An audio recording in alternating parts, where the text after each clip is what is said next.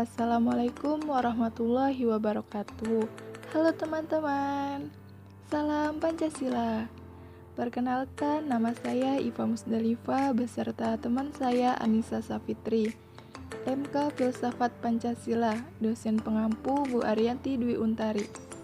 Saya mahasiswa Universitas Banten Jaya, jurusan Pendidikan Pancasila dan Kewarganegaraan. Baiklah, di sini saya akan menjelaskan sedikitnya materi mengenai postulat ontologis dan 3 hubungan kodrat kemanusiaan. Mari disimak teman-teman. Yang pertama yaitu ada definisi postulat. Menurut Harahap, pengertian postulat adalah pernyataan yang dapat membuktikan sendiri kebenarannya atau disebut juga aksioma yang sudah diterima karena kesesuaiannya dengan tujuan. Kemudian, pendapat Surya Sumantri. Postulat merupakan asumsi dasar yang kebenarannya kita terima tanpa dituntut pembuktiannya. Kebenaran ilmiah pada hakikatnya harus disahkan lewat sebuah proses yang disebut metode keilmuan. Selanjutnya, menurut Narbuko dan Ahmadi, bahwa kalau kita menyatakan manusia adalah makhluk sosial atau manusia itu dilahirkan dalam keadaan tak berdaya, kedua pernyataan itu tidak dapat kita sebut postulat. Pernyataan manusia adalah makhluk sosial dapat digunakan sebagai landasan pikiran yang pasti untuk mengembangkan teori-teori dalam ilmu-ilmu sosial dan penelitian-penelitian ilmiah.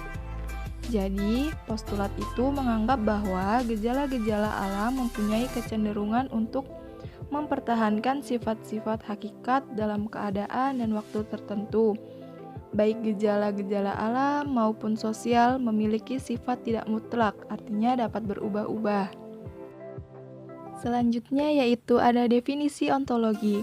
Kata ontologi berasal dari Yunani, yaitu onto yang artinya ada dan logos yang artinya ilmu. Dengan demikian, ontologi dapat diartikan sebagai ilmu tentang keberadaan. Menurut Susanto, berpendapat bahwa ontologi merupakan cabang teori hakikat yang membicarakan hakikat sesuatu yang ada. Ontologi merupakan salah satu kajian atau studi kefilsafatan yang membahas keberadaan sesuatu yang bersifat konkret. Sedangkan menurut pendapat Bahtiar, persoalan yang dibahas dalam ontologi adalah bagaimanakah kita menerangkan hakikat dari segala yang ada ini. Pertama kali orang dihadapkan pada adanya 2 macam kenyataan. Yang pertama, kenyataan yang berupa materi atau kebenaran, dan kedua, kenyataan yang berupa rohani atau kejiwaan. Pembicaraan tentang hakikat sangatlah luas sekali, yaitu segala yang ada dan yang mungkin ada. Hakikat adalah realitas. Realita adalah kerealan, real artinya kenyataan yang sebenarnya. Jadi, hakikat adalah kenyataan sebenarnya sesuatu, bukan kenyataan sementara atau keadaan yang menipu, juga bukan kenyataan yang berubah. Selanjutnya yaitu 3 hubungan kodrat kemanusiaan. Macam-macam unsur kodrat, yaitu yang pertama ada susunan kodrat, yang kedua ada sifat kodrat, dan yang ketiga ada kedudukan kodrat. Susunan kodrat makhluk monodualis terdiri dari 2 unsur kodrati, yaitu jiwa atau rohani, yang sifatnya abstrak dan abadi. Hakikatnya yaitu daya hidup atau potensi yang memancarkan kekuatan atau cahaya hidup atau gerak. Anasirnya yaitu akal, rasa, dan kehendak. Akal yaitu potensi atau kemampuan yang ada pada setiap manusia. Derajat perkembangannya yaitu faktor internal dan eksternal. Peran atau fungsinya sangat besar bagi hidup atau kehidupan manusia. Rasa yaitu potensi atau kemampuan yang ada pada manusia. Derajatnya berbeda-beda pada setiap orang. Perannya yaitu cita rasa dan kualitas hidup. Selanjutnya yaitu dimensi hakikat manusia. Yang pertama ada unsur hakikat yang berisi jasmani dan rohani. Yang kedua yaitu sifat hakikat yang berisi sifat individu dan sifat sosial. Yang ketiga yaitu kedudukan hakikat sebagai makhluk Tuhan dan sebagai makhluk pribadi. Epistemologi adalah cabang filsafat yang menyelidiki asal, syarat, susunan, metode, dan validitas ilmu pengetahuan. Epistemologi meneliti sumber pengetahuan, proses dan syarat terjadinya pengetahuan, batas dan validitas ilmu pengetahuan.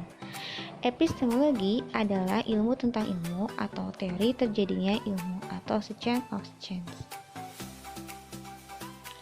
Menurut Titus, terdapat 3 persoalan yang mendasar dalam epistemologi, yaitu A. Tentang sumber pengetahuan manusia, B. Tentang teori kebenaran pengetahuan manusia, C. Tentang watak pengetahuan manusia. Dasar epistemologis Pancasila pada hakikatnya tidak dapat dipisahkan dengan dasar ontologisnya. Maka, dasar epistemologis Pancasila sangat berkaitan erat dengan konsep dasarnya tentang hakikat manusia. Susunan kesatuan sila-sila Pancasila adalah bersifat hierarkis dan berbentuk piramidal.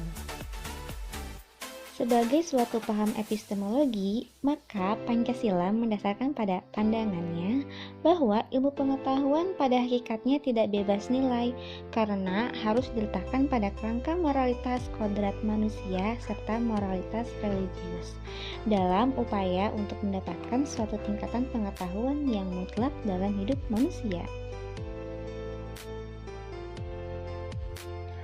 Postulat aksiologis Pancasila. Istilah aksiologi berasal dari kata Yunani aksios yang artinya nilai, manfaat, dan logos yang artinya pikiran, ilmu, atau teori.